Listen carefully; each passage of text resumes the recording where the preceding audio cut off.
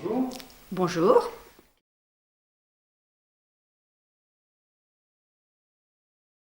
Le rôle a été essentiel. En fait, dès le début de la crise, il a fallu créer une cellule de crise avec des communications quasi quotidiennes avec les adhérents, faire remonter ensuite tous les problèmes des exploitants au fur et à mesure de la crise, les communiquer au gouvernement et puis faire redescendre aux adhérents toutes les instructions qu'on pouvait avoir du gouvernement qui étaient nombreuses, contradictoires et qui partaient dans tous les sens. Donc ça, c'était le rôle au départ. Ensuite, on a aussi beaucoup travaillé sur une charte sanitaire pour permettre, à l'issue du premier confinement, un redémarrage de l'activité. Et puis, je dirais dans une troisième phase, on a aussi négocié les indemnisations des exploitants, surtout à partir du moment où les remontées mécaniques ont été fermées. Là, c'était vraiment c'était tellement catastrophique qu'il fallait des indemnisations spécifiques.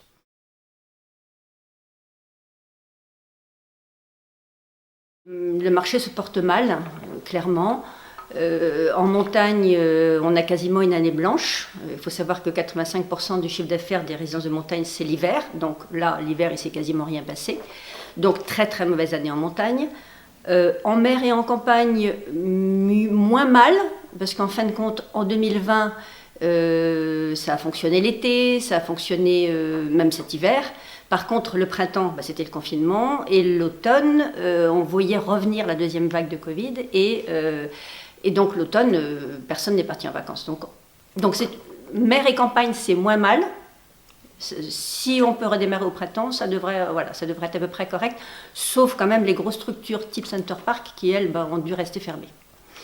Et en ville, j'ai gardé pour la fin parce que c'est le plus catastrophique. En ville, sans touristes, sans tourisme, sans business, sans événements, sans salons, etc.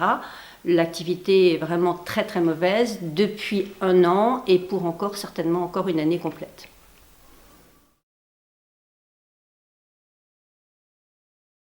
Oui, et c'est un secteur en devenir. Par contre, ça, on en est bien persuadé. Les résidences de tourisme sont mieux adaptées quand même que les hôtels-restaurants, par exemple, ou que les villages vacances, à une période de crise sanitaire et même à une période d'après-crise où les gens auront quand même besoin d'être confortés, rassurés, chouchoutés. Voilà, ça, on sait faire. Les résidences de tourisme, ce sont des appartements autonomes. Les gens, ils sont indépendants. Ils ont quand même des services à la carte. Ils ont un personnel qui est dédié, qui est professionnel, qui est formé aux normes sanitaires. Donc tout ça est un ensemble qui, on en est persuadé, va complètement correspondre à l'après-crise. Et un autre exemple, Click and Collect, qui est très efficace actuellement. Ça fait des années que les résidences de tourisme l'ont mis en place. Donc ça aussi, on sait faire. Au moment où le gouvernement a décidé de fermer les remontées mécaniques, là, on a bien vu que déjà l'année 2020 avait été compliquée.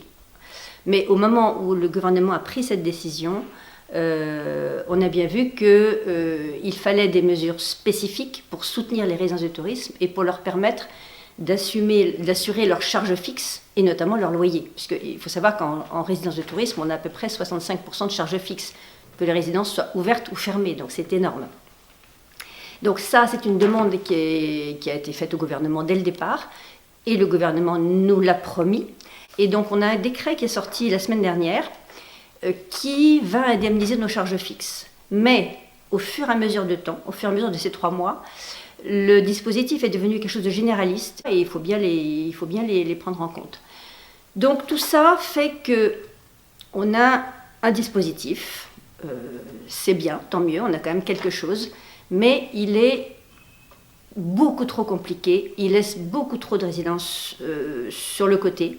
Et donc nos demandes aujourd'hui, c'est de simplifier tout ça, de prendre en compte tout le monde, de prendre en compte la saisonnalité de la montagne, de permettre à la quasi-totalité des résidences de tourisme d'accéder aux indemnités. Aujourd'hui, ce n'est pas le cas. Franchement, ce n'est pas le cas du tout.